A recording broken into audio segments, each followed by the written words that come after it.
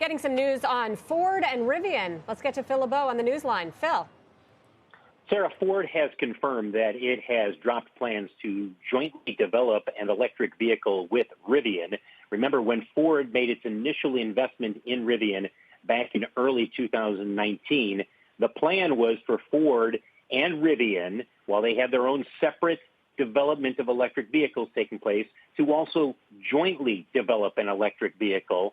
And as we reported, as the Rivian IPO was working its way through the process and they ultimately listed last week, it was unlikely that they were ever going to go forward with the plan to do a joint development of an electric vehicle. And now we have confirmation from Ford that it does not plan to jointly develop an electric vehicle with Ford.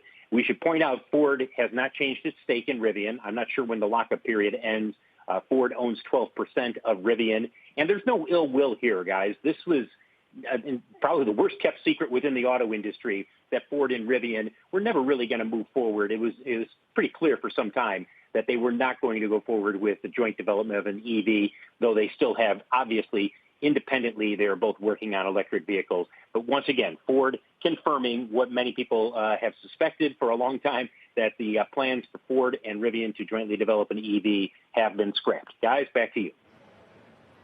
Phil LeBeau. Phil, thank you. Also should note, Cramer made some comments this morning about this. Our Jim Cramer saying that Ford wants to sell its stake in Rivian, something that he has reported and heard.